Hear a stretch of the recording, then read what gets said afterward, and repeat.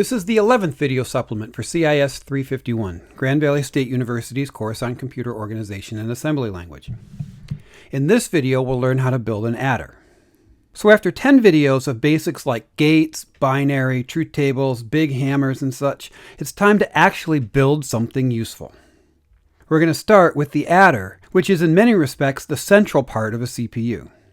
An adder is a circuit that takes two integers as input and returns their sum. There's a fixed upper bound on the size of the integers that a typical adder can handle. The numbers here show this size. For example, this adder can only accept integers in the range of 0 to 255. This notation, that slash through the line with the number near it, indicates that the wire is really a bundle of 8 wires. Although inputs A and B are conceptually single inputs, each bit of that 8-bit input needs to be physically carried on a separate wire. Think of a bundle kind of like an Ethernet cable. You carry it around and work with it as a single unit, but inside there are really 8 separate wires that each carry an independent signal. As you can see, using bundles instead of separate wires tends to make the diagram less cluttered and easier to follow. If you look closely at the output, you'll see a potential problem. Adding two 8-bit numbers sometimes produces a 9-bit result. For example, 255 plus 255 is equal to 510, and 510 requires 9 bits. To handle this, adders have a 1-bit output called the carry out. The least significant 8 bits of the sum go on the sum output, and the most significant bit goes on the carry out. Now yeah, we could simply make the output 9 bits, but doing so would complicate other parts of the CPU design, and we'll see why in a future video. Also, later in this video, we'll see an example of how it's helpful to have that carryout separate from the sum. Alright, so now the question is, how do we implement an adder? We saw in video 6 that simply implementing the sum of products based on the truth table is not practical. It doesn't scale. And therefore it's effectively impossible to use this brute force technique to build the 64-bit adders found in most desktops and laptops today. So we need something more clever. Now what does it mean to be more clever? Does that mean we just need to sit around and think really hard until the light bulb in our head happens to go off?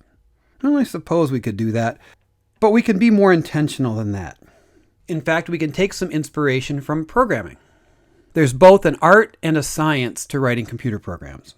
The art of programming refers to the fact that there isn't a set algorithm you can follow to write a program. Programming requires a certain amount of cleverness and inspiration. But it's not all art because there are general principles you can follow to point you in the right direction. Designing hardware has a similar balance of art and science. There isn't a single algorithm you can follow that always gives you a practical solution. Unlike programming, we do have an algorithm. We saw that in the first video, but as we've also seen, it doesn't scale, so we can't always use it. Just as with computer programming, there are patterns you can follow when designing hardware that will get you close to a really good solution.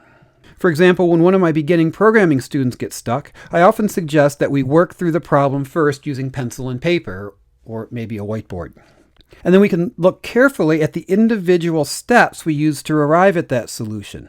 And although the problem may seem overwhelming when you look at the entire problem at once, the individual steps tend to feel much more manageable. So let's see how that approach helps us build an adder. So here we have 473 plus 156. So how do we solve this problem with pencil and paper? Well, you take it one column at a time working from the right. So we start with the ones column. 3 plus 6 equals 9. So we write that down and move on to the tens column. 7 plus 5 is 12. We write down the value in the ones place, the 2, and we carry the 1, and then 1 plus 4 plus 1 is 6. We do one more just to point something out. So here we have 473 plus 856. So this time 3 plus 6 is 9, 7 plus 5 is 12, write down the 2, carry the 1. Now we have 1 plus 4 plus 8, which is 13. And notice here that even though we added two 3-digit numbers, we got a 4-digit answer. Just pointing that out as it ties into the idea of the carry out that we'll see in a minute. So this is the algorithm that many of you learned in elementary school. It turns out that this algorithm works for numbers in any base, including binary. So pause the video and add these two numbers.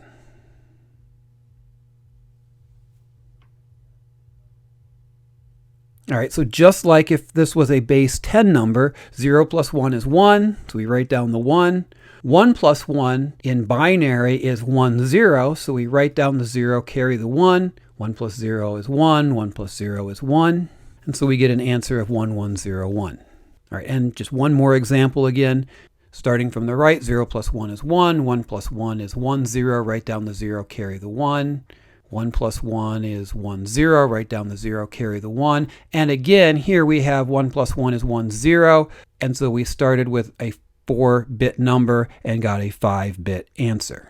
So that last bit is our carry out. Now, if you look back to the right, let me just point out that there's also a carry out there, but that carry out is the implied leading 0.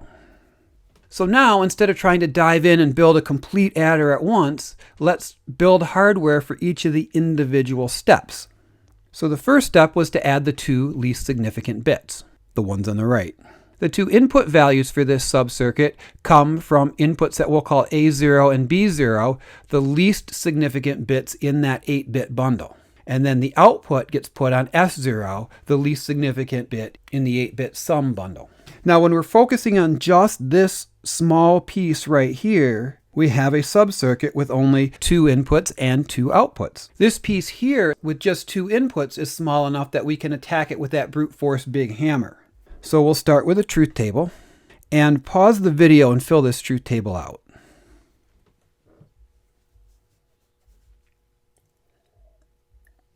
All right, one way to look at this is to treat C0 and sum 0 together as a single 2-bit number, which just counts up the number of ones on the input. So with the first row, we have 0 and 0, so there are 0 ones, so we put 0, 0 on the carry out and the sum. The next 2 rows have a single 1, so we put 0, 1 on the output. And then the bottom row, of course, has 2 ones, so the output is 2 or 1, 0. Now, how do we implement this truth table? Remember, when you have a truth table with more than one output, you can just treat each output bit separately. So if you look at the C0 output, you'll notice that it is simply the truth table for an AND gate. Similarly, if you look at the sum column, you'll see that it is the truth table for an XOR gate. So this small piece of an adder is implemented like this. And we call this subcircuit that adds 2 bits a half adder. The next step, of course, is to handle the next column to the left. This time, the input is coming from bundle bits A1 and B1. The output goes to S1. But this time, the circuit has 3 inputs. The 2 external inputs A and B, as well as the carry from the previous column. Now again, with only 3 bits, we can attack this using a brute force approach. So here's the truth table. Again, pause the video and fill out this truth table.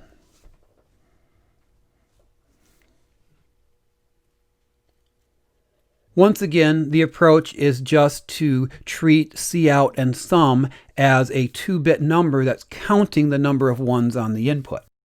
Once again, the top row has 0 ones in the input, so the output is 0, 0. Rows 2, 3, and 5 have a single 1 among all the inputs, so their output is 0, 1, and so on. So pause the video again and design a circuit that implements this truth table.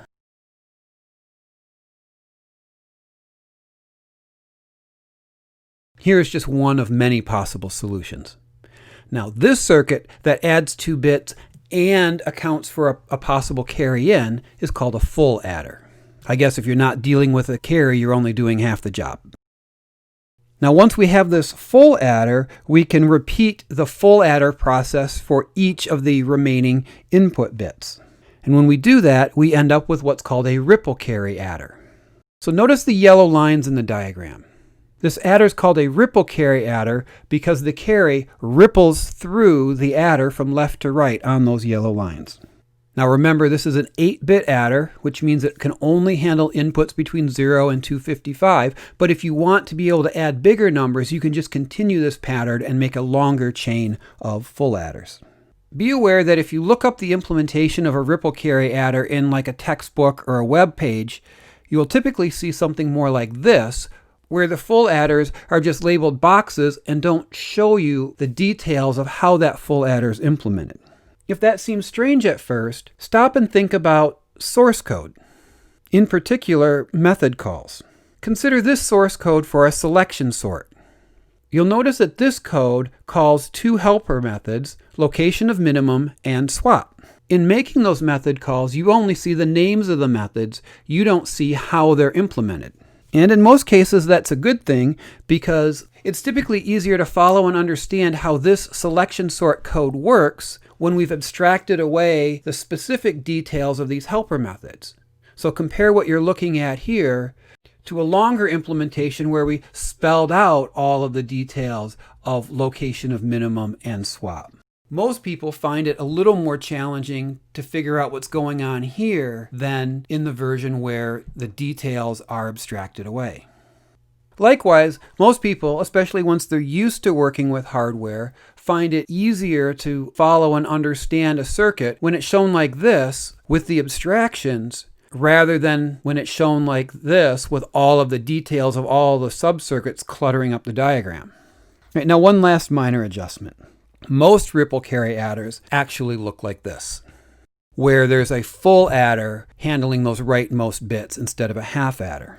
And then we also have that carry into that rightmost full adder being an external input. Having this carry in is useful because then we can chain smaller adders together to make larger adders. So in this case, we've chained together two 8-bit adders to make a single 16-bit adder. Notice that when I draw this out, the 16-bit inputs are then split into two 8-bit inputs, where half the bits go to the lower adder and half the bits go to the higher adder. So that was the promised example of how a separate carry-out bit can be helpful. We'll also see some other uses in future videos. And so to summarize, now that you've watched the video, you should be able to perform binary addition by hand, and you should also be able to sketch all of the parts of the ripple carry adder that we went through in this video, a half adder, a full adder, and even the full ripple carry adder. And not only should you be able to sketch it, but you should also be able to explain how it works. And then finally, also be able to show how you can chain those adders together and explain why that chaining works. All right, so over the next few videos, we'll discuss how to measure the time and the speed of circuits in general. And then we'll use those skills to analyze the size and the speed of the ripple carry adder and look for possible improvements.